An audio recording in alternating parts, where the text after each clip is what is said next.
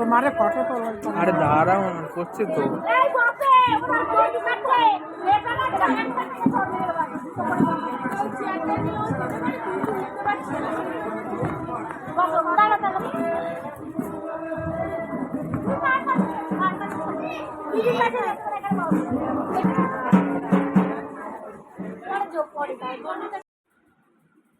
হ্যাঁ বন্ধুরা, দেখো বন্ধুরা, তো এখন তো সকাল 8টা বাজে।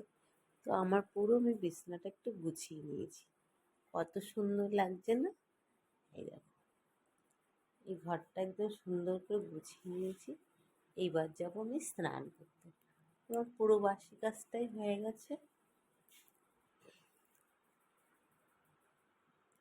তো কেমন লাগছে অবশ্যই একটু কমেন্ট করো তো।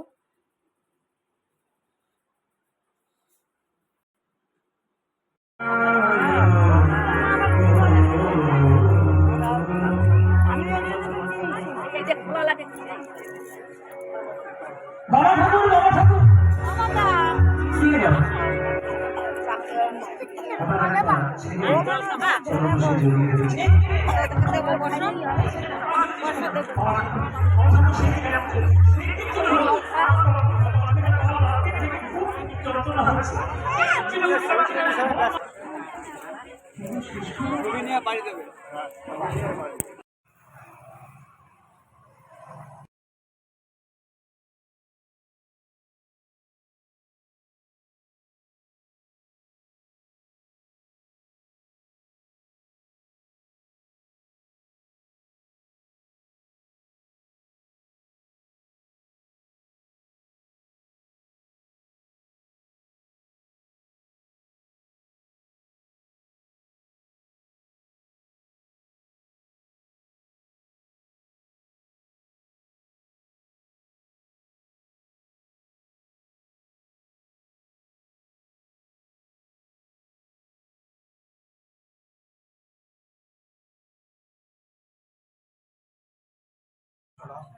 ব্যবহার তো করতে পারবে তাই না?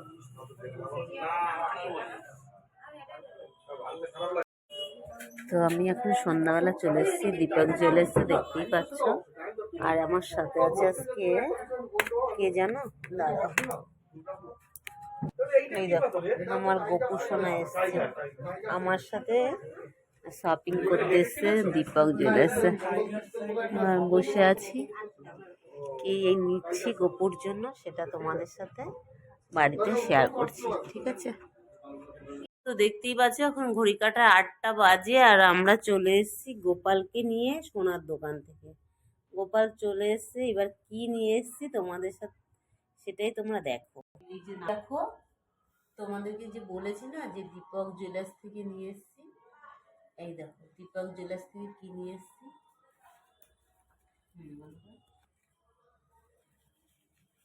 এই দেখো গোপালের জন্য সোনার চেন নিয়ে এসেছি, ধনতেরাস উপলক্ষে নিয়ে এসেছি। তো আজকে গোপালকে পরিয়ে দেব। এই দেখো, এই যে এতটা লম্বা পরিয়ে দিচ্ছি কিন্তু তোমাদের সামনেই। তো এই দেখো, দেখতে পাচ্ছ? তো দেখো, দেখতে পাচ্ছ একদম জামার সাথে আসলে চেনটা। এই দেখো আমার গোপু সোনা সোনার চেন পড়েছে। এটা ধনতেরাস উপলক্ষে এনেছি, কিন্তু একটু ছোট হয়ে গেছে, পরে এই এক্সট্রা দিয়ে আবার বানিয়ে নিয়েছি। তো অবশ্যই তোমরা একটা কমেন্ট করো তো যে আমার গোপু সোনাকে কেমন লাগছে সোনার চেন পরে।